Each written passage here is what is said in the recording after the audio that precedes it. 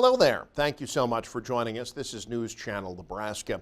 My name's Eric McKay. Let's take a look at our top headlines today.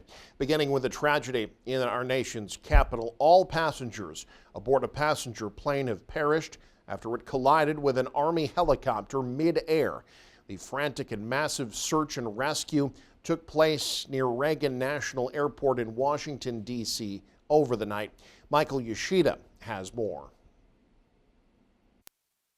I saw the plane banking at an angle that a plane shouldn't bank, and I saw sparks flying. A passenger plane carrying 64 people collided with a U.S. Army Black Hawk helicopter midair over Washington late Wednesday night. American Airlines says PSA operated Flight 5342 from Wichita, Kansas, was trying to land at Reagan National Airport when the collision occurred. The airline says it had 60 passengers and 4 crew members on board when it went down in the Potomac River. We are actively working with local, state, and federal authorities on emergency response efforts, and the American Airlines care team has been activated to assist our passengers and their families. According to officials, the helicopter was on a training flight from Virginia. The National Weather Service says the river's nighttime temperature is likely about 35 degrees, and people can only survive in water that frigid for about 90 minutes. The challenges are access. The water that we're operating in is about 8 feet deep. There is wind, there is pieces of ice out there, so it's just dangerous and hard to work in. About 300 first responders are combing the Potomac for survivors. I'm just praying that somebody's pulling her out of the river right now. She texted me that they were landing in 20 minutes. The rest of my text did not get delivered. In Washington, I'm Michael Yoshida reporting.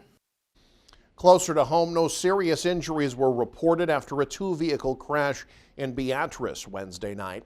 It happened about 6 blocks east of the Gage County Courthouse. Beatrice police say a vehicle struck the rear of another vehicle that was parked along Lincoln Street.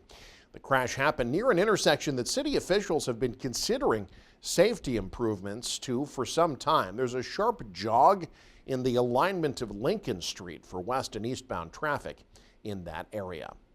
Well, count Nebraska now among the states testing for bird flu. The State Department of Agriculture says Nebraska will be taking part in the USDA's National Milk Testing Strategy beginning this week. It was launched at the federal level to try to stop the spread of avian flu in cattle. The testing program started last March after one of the country's largest dairy distributors in Texas detected H5N1 in their cattle. The testing has expanded to other states since. The state ag officials say Nebraska will begin testing products at their milk processing silos this week. Nebraska has yet to have a dairy herd test positive for the virus, but it has been detected in all of our neighboring states except for Missouri. And while they're not in dairy herds yet, bird flu continuing to be an issue, now being found in central Nebraska. A backyard flock of chickens located in Kearney County have been found infected by the virus. Since this strain of the disease was first detected 3 years ago, among U.S. birds, more than 147 million have been lost throughout the country and Puerto Rico. The most recent cases of bird flu that had been seen in Nebraska flocks had been previously relegated to the eastern portions of the state. Political news, a conviction followed by a successful appeal, a refiling of the charges, and now a likely dismissal. Jeff Fortenberry's legal saga hitting another chapter this week. In court documents filed, the U.S. District Court judge has granted the Department of Justice's move to dismiss the case against the former U.S. congressman, permanently closing the case.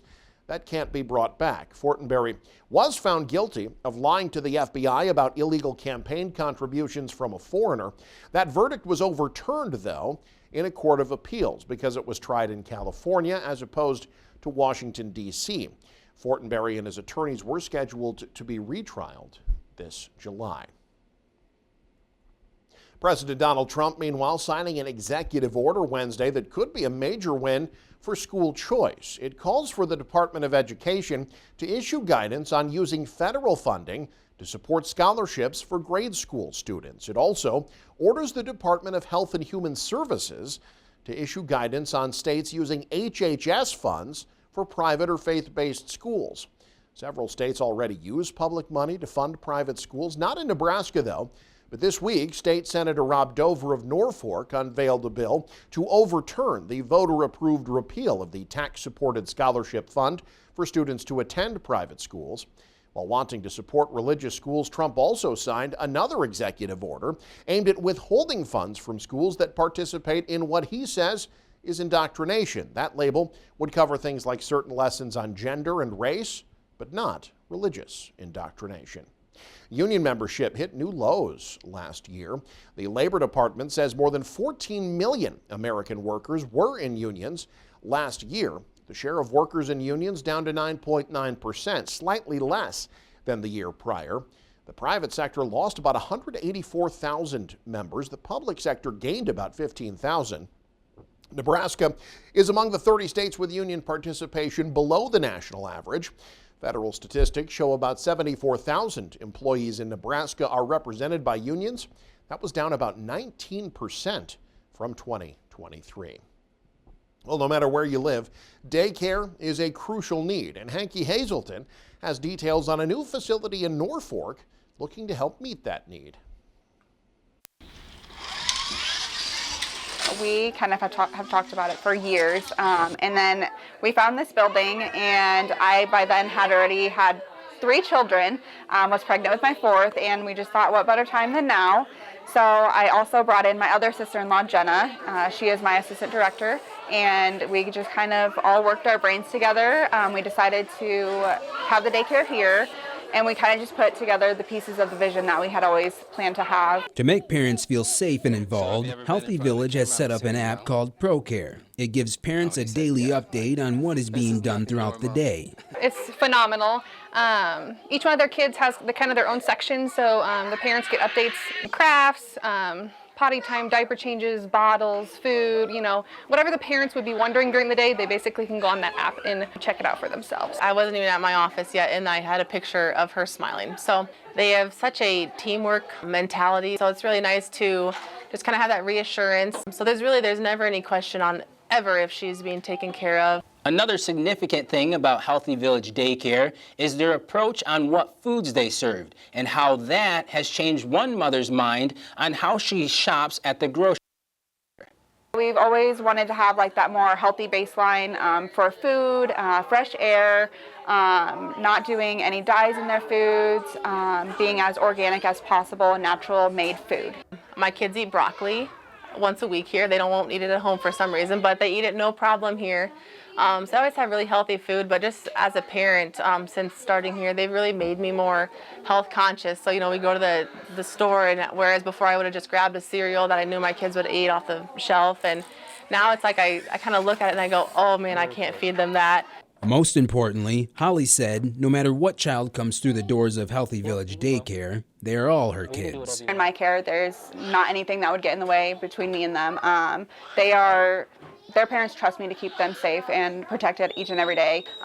You're just teaching them each moment of every day on how to be patient, be loving, be nurturing, be kind. In Norfolk, Hanky Hazelton, News Channel, Nebraska.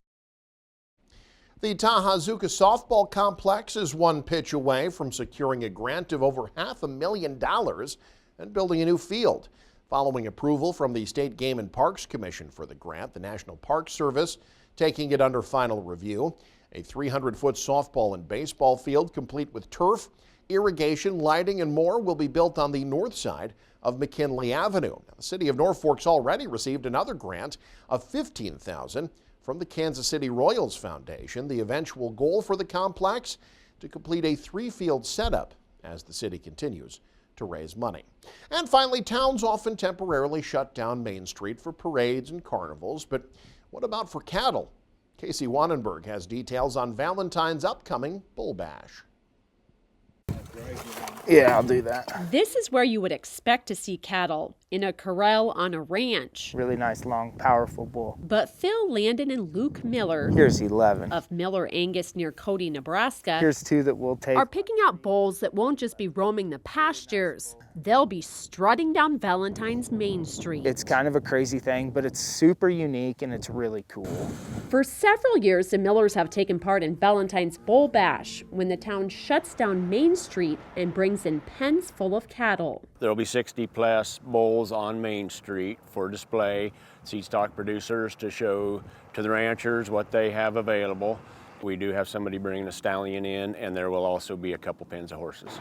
This year's event will be on February 15th, with a livestock judging competition the day before. We're going to have a lot of colleges and FFA kids and 4-H kids. In addition to the cattle, local businesses and organizations will also be hosting events like a wine tasting, a vendor and craft show, and a 4-H luck of the draw. For the kids during the day, we have dummy roping and barrel racing for them. There are people that come that don't have cattle, and they seem to enjoy it as well. An event that celebrates Nebraska's #1 industry. Oh yeah, Cherry County is I think the #1 county for cattle in the whole world. Brigade Sun is lot 11. Which is why here in Cherry County, There's lot 18. You never know when you'll see cattle, maybe even on Main Street. In Valentine, Casey Wannenberg, News Channel, Nebraska. And you can stay up to date with the very latest by following us online. Head to newschannelnebraska.com, click on the News tab there. You can also follow us on X, like us on Facebook and Instagram as well. Thanks for joining us. Have a great day. You're watching News Channel Nebraska.